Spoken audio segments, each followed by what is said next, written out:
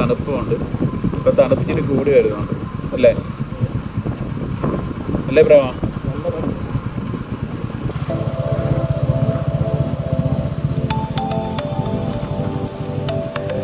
Hi, വൈത്തിരിയിൽ നിന്ന് ബാണാസുര ഡാമിലോട്ട് പോകുന്ന റൂട്ടാണിത്. ഇങ്ങനെ വരുമ്പോൾ കാണുന്ന തേയിലത്തോട്ടങ്ങളാണ്. ഈ സ്ഥലത്ത് ഭംഗി കൂട്ടുന്ന അടിപൊളി തേയിലത്തോട്ടങ്ങളാണ് ഇതൊക്കെ.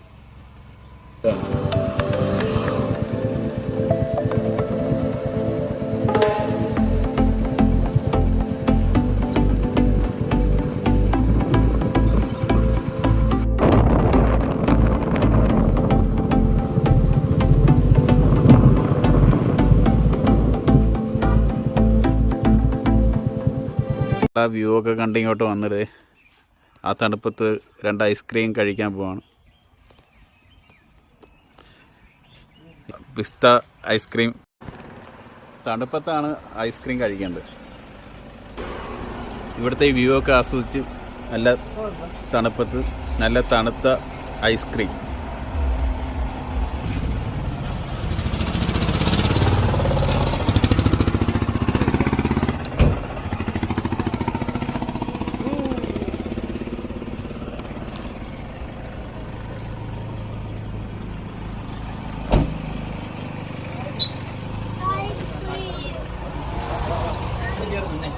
ഞാൻ പെട്ടെന്ന് പറയുന്നത് ഐസ്ക്രീം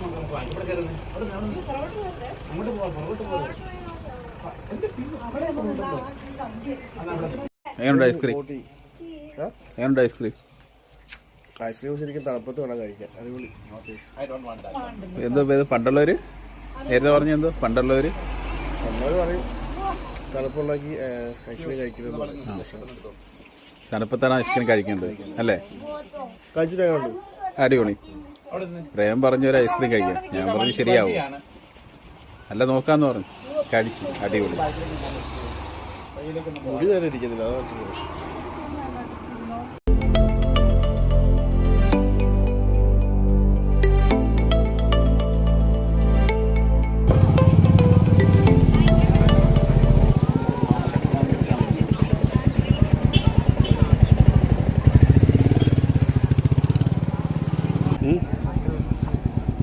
ഹായ്, നമ്മൾ അപ്പോൾ ബാണാസുര ഡാം എത്തിയിരിക്കുകയാണ്. ബക്രു ബാണാസുര ഡാം എത്തിയിരിക്കുകയാണ് ഞങ്ങൾ.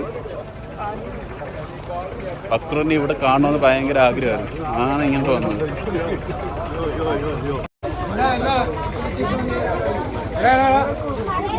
ിങ് അങ്ങനെയുള്ള സംഭവങ്ങളൊക്കെ ഇവിടെ ആണ്. ഇവിടുത്തെ ക്യൂ വന്ന് ടിക്കറ്റ് എടുക്കാം.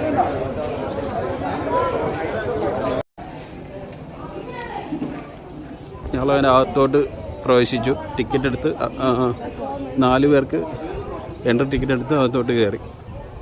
അകത്തെ കാഴ്ചകളാണ് ഡാമിൻ്റെ.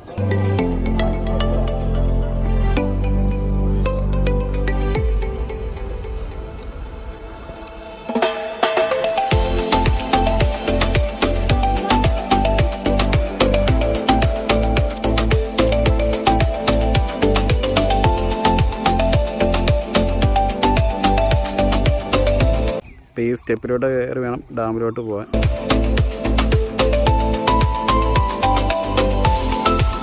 ഹായ് ഫ്രണ്ട്സ്, നമ്മളങ്ങനെ ഡാമിൻ്റെ മുകളിൽ എത്തിയിരിക്കുകയാണ്.